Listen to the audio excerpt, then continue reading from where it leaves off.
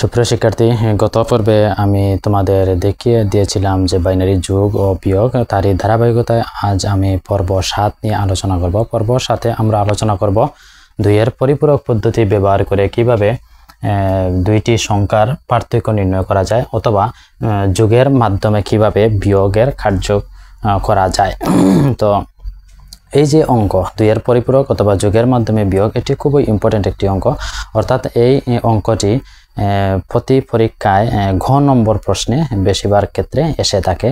যেহেতু এই প্রশ্নের মার্ক হচ্ছে 4, সেজন্য এই অঙ্কটি আমরা সাজিয়ে কুজিয়ে উপস্থাপন করার চেষ্টা করব, যাতে আমরা পূর্ণাঙ্গ মার্ক পেতে পারি।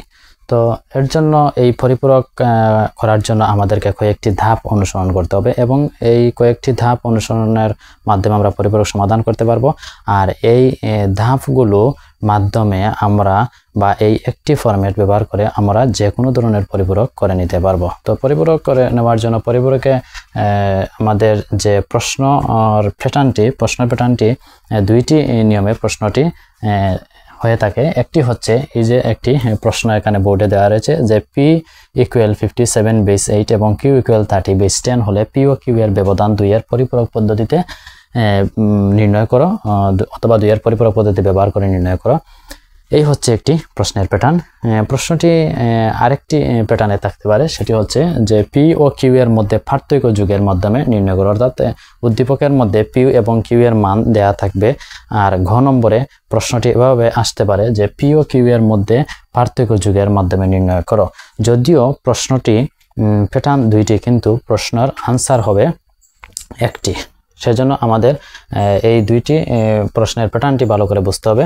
যে এখানে বলছে 2 এর পরিপূরক পদ্ধতি ব্যবহার করে এই যে ব্যবধানটা নির্ণয় করব। কিসের ব্যবধান নির্ণয় করব? p এবং q এর ব্যবধান, এবং p এবং q এর মান এখানে বিদ্যমান রয়েছে। তারপর এখানে বলছে পার্থক্যটা কিসের মাধ্যমে নির্ণয় করব? যোগের মাধ্যমে নির্ণয় করব। তো যোগের মাধ্যমে আমাদের বিয়োগফল নির্ণয় করতে হবে। তো প্রথমে আমরা এভাবে এটি সমাধান করতে পারি যে যেহেতু পরিপূরকে দুইটি সংখ্যা সবসময় বিদ্যমান থাকে, অর্থাৎ দুইটি সংখ্যাকে আমাদের যোগের মাধ্যমে বিয়োগ করতে হবে। তো প্রথম কাজ হচ্ছে এই যে দুইটি সংখ্যা দেয়া থাকবে, যেমন এখানে দুইটি সংখ্যা রয়েছে, একটি হচ্ছে 57/8 এবং আরেকটি হচ্ছে 30/10। তো এই দুইটি সংখ্যা দুইটি বেজের মধ্যে রয়েছে, অর্থাৎ এটি রয়েছে দশমিকে, যেহেতু এখানে 10 বিদ্যমান সেজন্য এটি দশমিকে রয়েছে, এবং এটি রয়েছে অক্টালের মধ্যে, যেহেতু এখানে 8 বিদ্যমান রয়েছে। তো প্রথম কাজ হচ্ছে আমাদেরকে যে দুইটি মান দেয়া থাকবে এই দুইটিকে দশমিকে কনভার্ট করা। কিসে কনভার্ট করা? দশমিকে কনভার্ট করা।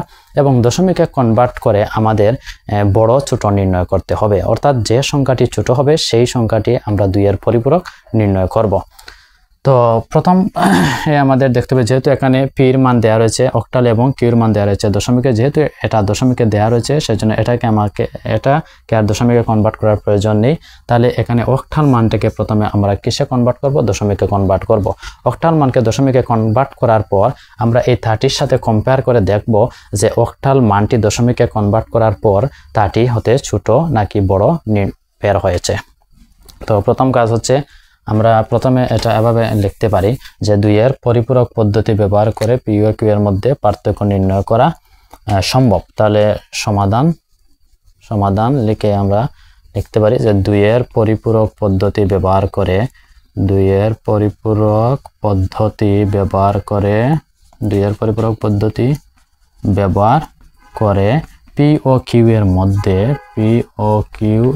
মধ্যে পার্থক্য নির্ণয় করা সম্ভব। p ও q এর মধ্যে পার্থক্য নির্ণয় করা সম্ভব। এটা প্রথমে আমরা একটি হেডিং দিয়ে দিলাম। এবার লক্ষ্য করো, যেহেতু প্রথম স্টেপ হচ্ছে অর্থাৎ প্রথম ধাপ আমাদের কি হচ্ছে যে দুইটি মান দেওয়া থাকবে সেই দুইটি মানকে দশমিকে কনভার্ট করব। তো যেহেতু এখানে আমার একটি মান দশমিকে দেয়া রয়েছে বিধায় সেটিকে আর দশমিকে নেওয়ার প্রয়োজন নেই। তাহলে এই যে অক্টাল মান রয়েছে এই অক্টাল মানকে প্রথমে আমরা দশমিকে কনভার্ট করব। এর জন্য আমরা এটা এভাবে লিখতে পারি যে 57/8 ইকুয়াল, এটা কিসে রূপান্তরিত হবে? এটা দশমিকে রূপান্তরিত হবে, এই জন্য এখানে 10 দিলাম। তারপর আমরা লিখতে পারি যে দশমিকে অক্টাল হতে দশমিকে কিভাবে রূপান্তর করতে হয় সেটি আমি তোমাদের বিগত পর্বগুলোতে দেখিয়ে দিয়েছি। তো তোমাদের নিকট আমার একটি অনুরোধ হলো, তোমরা পর্বগুলো ধারাবাহিকভাবে দেখার চেষ্টা করবে। যদি তোমরা ধারাবাহিকভাবে পর্বগুলো দেখো তাহলে তোমরা একটি নিয়ম শেখার পর আরেকটি নিয়ম করতে পারবে, কারণ এই পাঠের অঙ্কগুলো একটি নিয়মের সাথে আরেকটি নিয়ম অঙ্গাঅঙ্গিভাবে জড়িত। সেজন্য আমরা পূর্ববর্তী নিয়ম না করে পরবর্তী নিয়মে যদি আমরা করতে যাই তাহলে আমাদের বিভিন্ন ধরনের সমস্যা দেখা দেবে। এজন্য তোমাদের নিকট আমার পরামর্শ হলো যে তোমরা পর্ব 1 নম্বর পর্ব থেকে শুরু করে ধারাবাহিকভাবে এগুলো দেখে আসার চেষ্টা করবে, তবেই তোমরা অঙ্কটি পূর্ণাঙ্গভাবে বুঝতে পারবে। তো অক্টাল থেকে দশমিকের রূপান্তর, এটি আমি গ্রুপ 2 অর্থাৎ গ্রুপ 2তে আমি তোমাদের দেখিয়ে দিয়েছিলাম।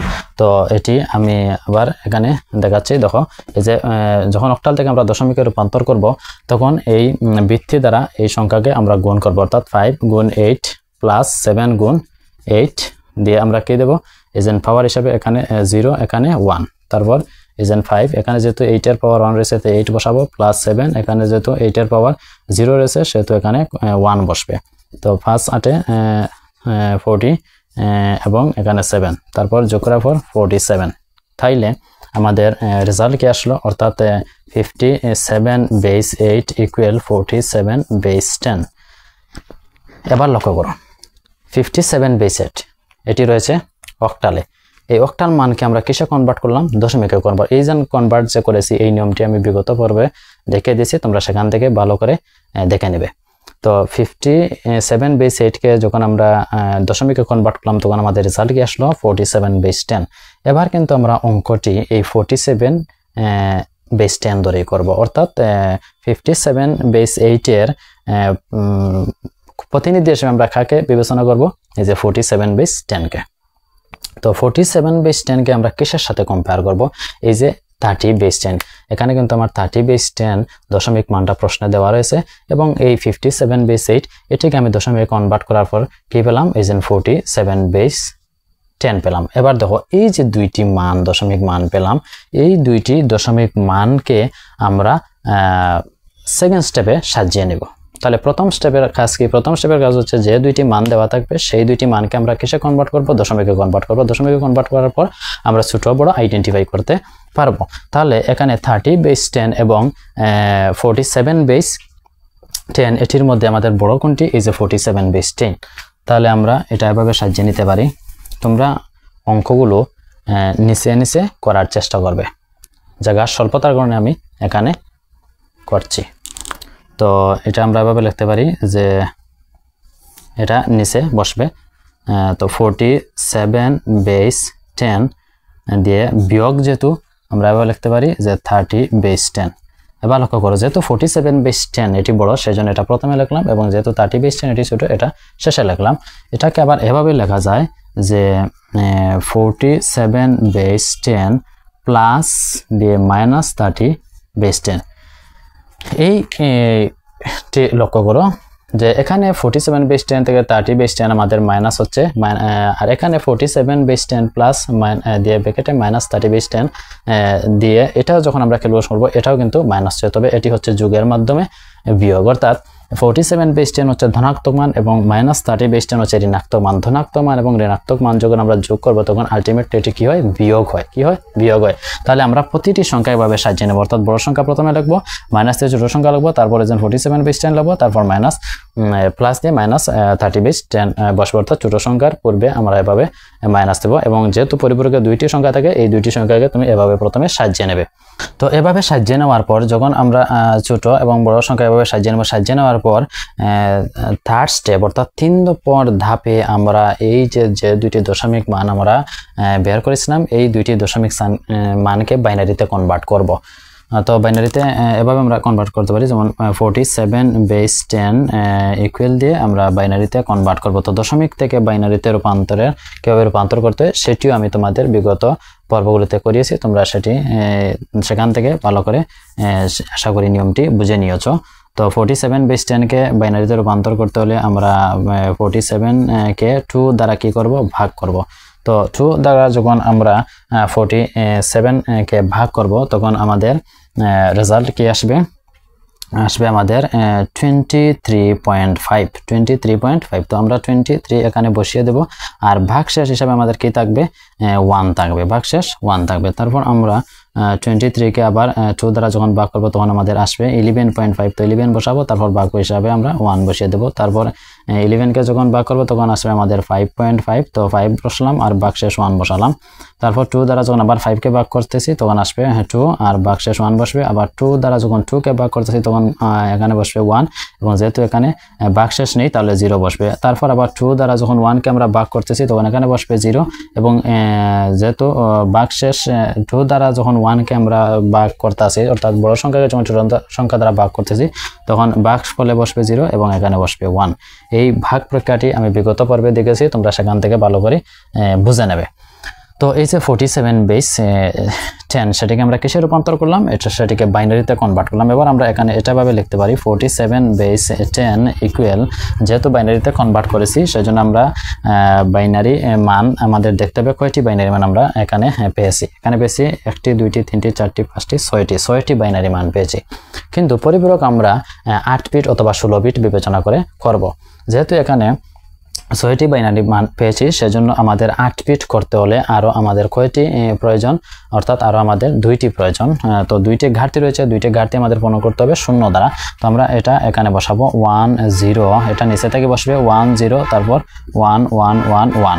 তারপর দেখো এখানে যেহেতু আমাদের 2টি ঘাটতি রয়েছে এদিকে একটু লক্ষ্য করো, এই যে সর্ববামে যে বাইনারি মানটি থাকবে অর্থাৎ যে বিট থাকবে সেটিকে চিহ্ন বিট বলা হয়। এই যে সর্ববামে যে মানটি রয়েছে এখানে সর্ববামে রয়েছে কি রয়েছে 1 রয়েছে, তো 1 হচ্ছে চিহ্ন বিট। যখন চিহ্ন বিট হিসাবে 1 থাকবে তখন আমরা এটিকে ঋণাত্মক সংখ্যা, তখন এই সংখ্যাটি ঋণাত্মক হবে। কিন্তু যেহেতু এই সংখ্যাটি হচ্ছে ধনাত্মক সংখ্যা কিন্তু এখানে চিহ্ন বিট হিসাবে কি রয়েছে 1 রয়েছে, সেজন্য আমাদের এই যেহেতু এই সংখ্যাটি ধনাত্মক কিন্তু চিহ্ন বিট হিসাবে কি রয়েছে 1 রয়েছে, তাহলে ধনাত্মক সংখ্যার জন্য চিহ্ন বিট 0 থাকতে হবে। ধনাত্মক সংখ্যার জন্য চিহ্ন বিট কি থাকতে হবে 0 থাকতে হবে, আর ঋণাত্মক সংখ্যার জন্য চিহ্ন বিট কি থাকতে হবে 1 থাকতে হবে। যেহেতু এখানে 47 এর একটি ধনাত্মক মান সেজন্য এখানে চিহ্ন বিট হিসেবে আমাদের কি থাকতে হবে 0 থাকতে হবে। যেহেতু 0 নেই এখানে 1, তাহলে আমরা কি বসাবো এই যে 8 বিটে কনভার্ট করব। যেহেতু এখানে 1 2 3 4 5 6 6টি রয়েছে, তাহলে 8 বিটে নিতে হলে আমাদের আরো 2টি 0 বসাতে হবে। এই বাম দিকে আমরা 0 বসাবো। কোন দিকে বসাবো? বাম দিকে বসাবো।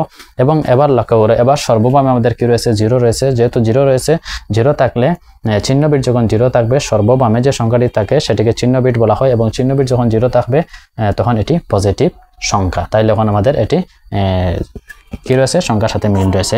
এবার যেহেতু আমরা 47 বেস 10 সমান এই বাইনারি মান পেয়েছি, এবার 30 বেস 10 সেটিকে আমরা কিসে রূপান্তর করব? বাইনারিতে রূপান্তর করব।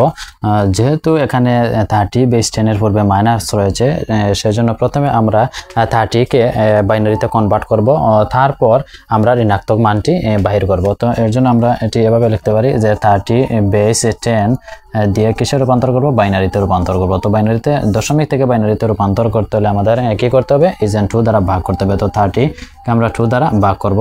2 দ্বারা ভাগ করলে আমাদের আসবে 15, ভাগশেষ থাকবে 0। তারপর 2 দ্বারা যখন আমরা 15 কে ভাগ করব তখন হবে 7, ভাগশেষে থাকবে 1। তারপর যখন আমরা ভাগ করব তখন 3, ভাগশেষে থাকবে 1। তারপর 2 দ্বারা যখন করব 1, ভাগশেষে থাকবে 1। তারপর 2 দ্বারা যখন 1 কে আমরা ভাগ করব তখন সেখানে বসবে 0 এবং ভাগশেষে বসবে 1। তোমাদের নিকট আমার পরামর্শ হলো তোমরা এই যে ভাগ, এই যে গুণ প্রক্রিয়া, এই যে ভাগ প্রক্রিয়া এগুলো তোমরা বিগত পর্বগুলোতে দেখে নেবে, তাহলে তোমাদের নিকট বিষয়টি ক্লিয়ার হবে এবং তোমরা এই ভাগ এবং গুণ প্রক্রিয়াটি বুঝতে পারবে। তো এবার আমরা এখানে লক্ষ্য করো, এখানে কয় বিট আমরা পেলাম? 1 2 3 4 5টি, অর্থাৎ 5টি বিট অর্থাৎ 5টি বাইনারি মান পেয়েছি। যেহেতু আমরা অঙ্কটি 8 বিট রেজিস্টার ধরে করতেছি সেজন্য আমরা 5টি পেয়েছি, তাহলে আমাদের ঘাটতি কয়টি? ঘাটতি রয়েছে 3টি। তাহলে আমরা এখানে কি বসাতে পারি?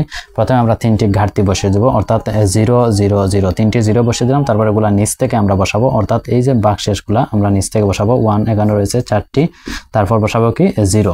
এটি কিসে রূপান্তরিত হয়েছে? দশমিকের বাইনারিতে রূপান্তরিত হয়েছে, সেজন্য আমরা ভিত্তি হিসাবে কি দিলাম? 2 দিলাম। এবার লক্ষ্য করো, যেহেতু এই বাইনারি মানের সর্ববামে রয়েছে 0, এই 0 কে বলা হয় চিহ্ন বিট। এখানে চিহ্ন বিট যেহেতু 0 রয়েছে সেহেতু এই এটি এটি ধনাত্মক মান। এটি কি মান? ধনাত্মক। কারণ এই 30 হচ্ছে ধনাত্মক, এই 30 ধনাত্মকের জন্য চিহ্ন বিট কি থাকতে হবে? 0 থাকতে হবে। এখানে 47 হচ্ছে ধনাত্মক, এখানে চিহ্ন বিট কি থাকতে হবে? 0 থাকতে হবে। এবার লক্ষ্য করো এই প্রক্রিয়া আমরা কি করলাম? প্রথমে আমরা যে দুইটি মান আমাদের দেয়া থাকবে সেই দুইটি মানকে আমরা দশমিকে কনভার্ট করব। যেহেতু এখানে 30/10 রয়েছে এবং এখানে 57/8 রয়েছে, আমরা 57/8 কে কিসে কনভার্ট করলাম? দশমিকে কনভার্ট করে পেলাম 47/10। এবং এখানে 30/10 দশমিকে দেওয়া রয়েছে বিধায় আমাদের কনভার্ট করার প্রয়োজন হয়নি। যদি দেওয়া থাকতো না তাহলে আমরা এভাবে অন্য কোনো বেসে দেওয়া থাকলে আমরা কিসে নিয়ে আনতাম? দশমিকে নিয়ে আসতাম। তো আসার পর দশমিকে আনার পর আমরা কি পেলাম? 47/10। এবার এটাকে আমরা সাজিয়ে নেব। যেহেতু বলছে এখানে যোগের মাধ্যমে বিয়োগ করতে হবে আমাকে, এর জন্য 47/10 লিখলাম, তারপর মাইনাস দিয়ে এই যে 30/10 লিখলাম এবং এটিকে এভাবে সাজালাম যে 47/10 প্লাস দিয়ে মাইনাস 30/10, অর্থাৎ এটা হচ্ছে যোগের মাধ্যমে বিয়োগ। এরপর যোগের মাধ্যমে বিয়োগ যখন আমরা করব তখন আমাদের একটি ধনাত্মক মান এবং একটি ঋণাত্মক মান থাকতে হবে, এবং ধনাত্মক মান ও ঋণাত্মক মান যখন আমরা যোগ করব তখনই আলটিমেটলি যোগের মাধ্যমে বিয়োগ হয়ে থাকে। তো এর জন্য আমরা কি করলাম?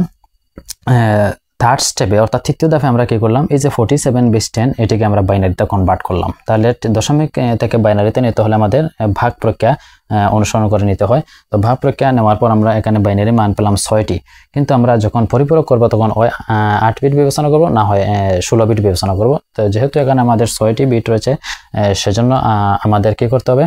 এবং এখানে 47 যেহেতু পজিটিভ সংখ্যা অর্থাৎ ধনাত্মক সংখ্যা, এবং এই দুইটি চিহ্ন যদি আমরা না দিই, বিট যদি না দিই, তাহলে আমাদের এখানে সর্ববামে রয়েছে 1। 1টাকে যখন আমরা চিহ্ন বিট বিবেচনা করব তখন 1 যখন চিহ্ন বিট থাকে তখন এটি ঋণাত্মক হয়, কিন্তু এটা তো ধনাত্মক, এই জন্য এখানে 1 কোনো অবস্থাতেই হবে না। সেই জন্য আমাদের 8 বিটে কনভার্ট করতে হবে। তো 8 বিটে নেওয়ার জন্য আমাদের এখানে রয়েছে 6টি, আমরা আরও 2টি শূন্য বসিয়ে দিয়েছিলাম, দিয়ে এটাকে কিসে রূপান্তর করেছিলাম? 8 বিট এ রূপান্তর করেছিলাম। এবার রয়েছে আমাদের 30/10 মাইনাস 30/10। তো মাইনাস 30/10 আমরা পরবর্তীতে মাইনাসটারে পরিপূরক করে বাহির করব। প্রথমে আমরা 30 যেন রয়েছে এই 30কে বাইনারিতে কনভার্ট করব। তো 30কে বাইনারিতে কনভার্ট আমরা ভাগ প্রক্রিয়া করার পর এই যে 5টি বিট পেয়েছি। তো এখানে যেহেতু 8 বিট, এখানেও আমাকে 8 বিট করতে হবে। তো 8 বিট করার জন্য আমরা কি বসালাম? 3টা 0 বসিয়ে এখানে 8 বিট করলাম। এগুলো আমরা কি করব? এগুলো আমরা নিচে বসাবো, নিচে বসিয়ে আমরা এগুলো ক্যালকুলেশন করব। এখন আমাদের চতুর্থ ধাপে কি করতে হবে? চতুর্থ ধাপে আমরা এই যে 47/10 এটা ধনাত্মক মানের জন্য এই বাইনারি মানটা আমরা পেয়ে গেছি, এই বাইনারি মানটা পেয়ে গেছি। কিন্তু আমাদের প্রয়োজন হলো যোগ করতে হলে মাইনাস 30/10, কিন্তু আমরা এখানে পেয়েছি প্লাস 30/10 অর্থাৎ ধনাত্মক। তাহলে এই যে এটার আমার ঋণাত্মক মান বাহির করতে হবে। তো এই 30/10 যে এই বাইনারি মান, এটাকে আমার 2 এর পরিপূরক যখন আমি করব তখন আমার ঋণাত্মক মান বাইর হবে। এর জন্য এটিকে আমাকে 2 এর পরিপূরক করতে হবে। তো 2 এর পরিপূরক আমরা কিভাবে করব? 2 এর পরিপূরক করার জন্য আমাদেরকে এভাবে লিখতে হবে যে 30/10 ইকুয়াল দিয়ে এই বাইনারি মানটি আমরা বসাবো 0 0 0 1 1 1 তারপরে 1 তারপর 0, এই বাইনারি মান আমরা বসালাম। এটা মুছে দিই, এই বাইনারি মান বসালাম। এবার লক্ষ্য করো এই 47/10 যে বাইনারি মান, এটি আমাদের প্রয়োজন হবে অঙ্ক করার জন্য। তো এই যে 30/10 দিয়ে আমি এই বাইনারি মানটাকে এখানে নিয়ে আসলাম, অর্থাৎ এগুলো আমরা নিচে করব। তো এটাকে আমি কি করতে হবে? ঋণাত্মক মান বাইর করতে হবে। ঋণাত্মক মান বের করার জন্য আমাকে 2 এর পরিপূরক করতে হবে। তো 2 এর পরিপূরক আমি কিভাবে করি একটু লক্ষ্য করো। এই যে মানটি দেওয়া থাকবে, প্রথম কাজ হচ্ছে এই বাইনারি মানকে আমরা উল্টিয়ে নেব। কিভাবে উল্টাবো? এই যে 0 রয়েছে, 0 একে উল্টিয়ে আমরা 1 পেলাম, তারপর 1 রয়েছে, 1 এর পরিবর্তে 0, তারপরে 1 রয়েছে 0, 1 রয়েছে 0, 1 রয়েছে 0, অর্থাৎ 1 থাকলে 0 বসবে, 0 থাকলে 1 বসবে। এখানে 0 রয়েছে সেহেতু আমরা 3টা 1 বসিয়ে দিলাম। এই যে উল্টিয়েছি, এই উল্টানোর নাম হচ্ছে একের পরিপূরক। উল্টানোর নাম কি? একের পরিপূরক। তাহলে লক্ষ্য করো, প্রথমে যে বাইনারি মানটা আমি এখানে বাহির করলাম, এবং এখানে যেহেতু আমার 47/10 ধনাত্মক মান এখানে দেওয়া আছে, এই যে মাইনাস যেটি ছোট সেটিকে আমার 2 এর পরিপূরক করতে হবে। এই জন্য এখানে ছোট 30/10, এই 30/10টাকে প্রথমে এখানে বসালাম বাইনারি মান, তারপর এই বাইনারি মানকে উল্টালাম, অর্থাৎ 0 থাকলে 1 বসালাম, 1 থাকলে 0 বসালাম, আর উল্টানির নাম হচ্ছে একের পরিপূরক। এই একের পরিপূরকের সাথে আমরা 1 আবার যোগ করে নেব। একের পরিপূরকের সাথে 1 কি করব? যোগ করব। এবার লক্ষ্য করো, এই যে যোগ করব আমরা, এই যোগটা কিন্তু আমরা উপরের সারির সাথে করব না, এই উপরের সারির সাথে যোগ করব না, আমরা যোগটা করব এই যে নিচের সারি রয়েছে, এই নিচের সারির সাথে আমরা 1টা কি করব, যোগ করব। তো নিচের সারির সাথে 1টা বাইনারি যোগ করব। বিগত পর্বে আমি তোমাদের বাইনারি যোগ এবং বিয়োগ দেখিয়ে দিয়েছিলাম, তোমরা আশা করি পর্বটি করে বাইনারি যোগ এবং বিয়োগ সম্পর্কে ধারণা লাভ করেছো, তবুও আমি এটি আবার দেখিয়ে দিচ্ছি।